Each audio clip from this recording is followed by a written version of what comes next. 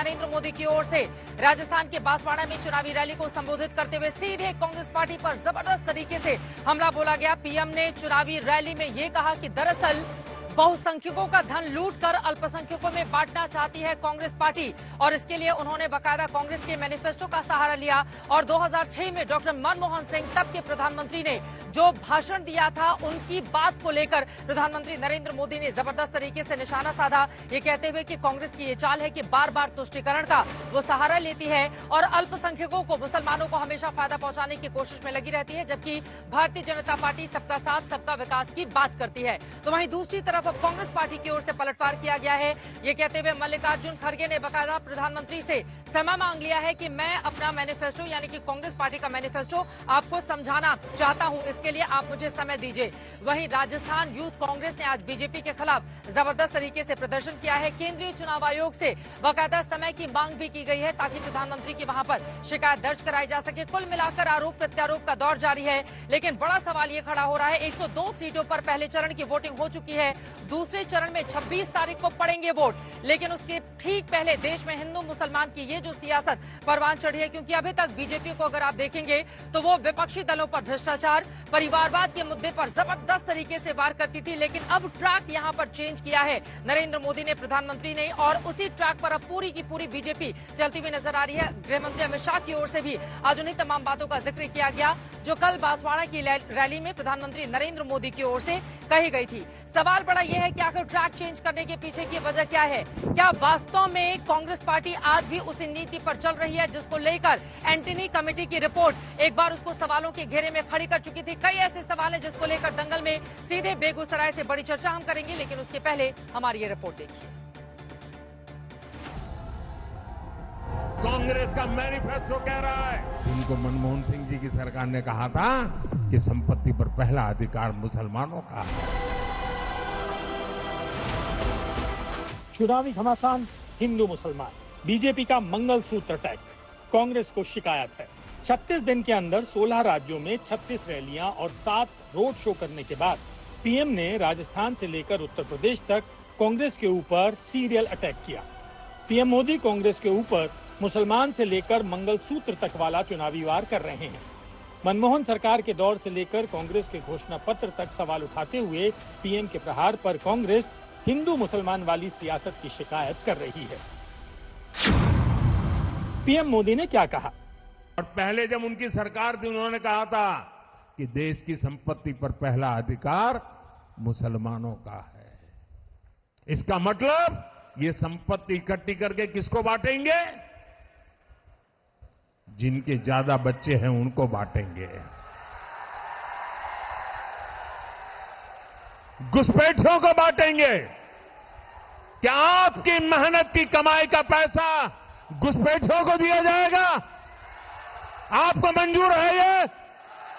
ये कांग्रेस का मैनिफेस्टो कह रहा है। कांग्रेस के मैनिफेस्टो में क्या है? बीजेपी कांग्रेस की ओर से 2 हफ्ते पहले जारी किए गए घोषणा पत्र के जिन बिंदुओं के हवाले से सांप्रदायिक सियासत का आरोप लगा रही है, दरअसल उसमें बीजेपी को इन्हीं 3 बिंदुओं पर शक लग रहा है। उसमें एक बिंदु में लिखा है कि कांग्रेस जातियों, उपजातियों का सामाजिक आर्थिक सर्वे कराएगी, उसके हिसाब से काम करेगी। दूसरा बिंदु है कि अल्पसंख्यकों का आर्थिक सशक्तिकरण जरूरी है। तीसरा बिंदु है कि पढ़ाई, स्वास्थ्य, रोजगार, खेल, सांस्कृतिक गतिविधियों में बिना भेदभाव के उनकी हिस्सेदारी सुनिश्चित करेगी। कांग्रेस के घोषणा पत्र के इन्हीं चुनावी वायदों का विश्लेषण बीजेपी अपने शब्दों में कर रही है कि वो माताओं बहनों का सोने का हिसाब करेंगे, उसकी जड़ती करेंगे, जानकारी लेंगे और फिर उस संपत्ति को बांट देंगे। और उनको बांटेंगे जिनको मनमोहन सिंह जी की सरकार ने कहा था कि संपत्ति पर पहला अधिकार मुसलमानों का है। भाइयों बहनों, ये अर्बन नक्सल की सोच, मेरी माताओं बहनों, ये आपका मंगलसूत्र भी बचने नहीं देंगे। अब कांग्रेस पार्टी है कि वो पीएम से मिलकर अपना घोषणा पत्र पढ़वाना चाहती है। कांग्रेस अध्यक्ष मल्लिकार्जुन खड़गे ने तो पीएम से मिलने का वक्त भी मांग लिया है। कांग्रेस के मैनिफेस्टो में मैं चुनौती से आपसे कहती हूँ, ऐसी कहां पर कौन सा मैनिफेस्टो आप पढ़ रहे हैं जिसमें ऐसी बात लिखी है? कहां लिखा है कि हम लोगों की संपत्ति लेकर बांट देंगे? किस तरह की बौखलाहट है ये कि आप निरंतर झूठ बोल रहे हैं? अब देश को हिंदू मुसलमान के नाम पर आप झूठ परोस कर बांट रहे हैं। कांग्रेस के मैनिफेस्टो में कहीं भी, मैं ये चुनौती करता हूं प्रधानमंत्री को, कहीं मुसलमान या हिंदू कोई इस तरह का शब्द हो तो हमें बताएं और ये चुनौती स्वीकार करें, नहीं तो झूठ बोलना बंद करें। कांग्रेस के मैनिफेस्टो में न्याय की बात की है। अभी अभी कांग्रेस पार्टी को मिर्ची लगी है। मोदी जी ने उनके घोषणा पत्र में से सबकी संपत्ति का सर्वे करने का कहा है। मैं आज कांग्रेस पार्टी को पूछना चाहता हूं, आपके घोषणा पत्र में सर्वे की बात है या नहीं है? कांग्रेस पीएम मोदी के बयानों के खिलाफ चुनाव आयोग तक शिकायत पहुंचा रही है। कांग्रेस बौखलाई है कि मनमोहन सिंह के बयान को लेकर भी झूठी बात कही जा रही है। मनमोहन सिंह ने क्या कहा था?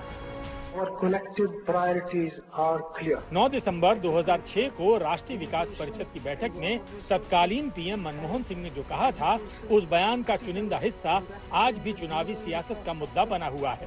The Muslim minority are empowered to share equitably in the fruits of development. They must have the first claim on our resources. दरअसल विपक्ष का आरोप है कि पहले चरण की 102 सीटों पर वोट पड़ने के बाद बीजेपी का मिशन 400 पार संकट में दिखने लगा है।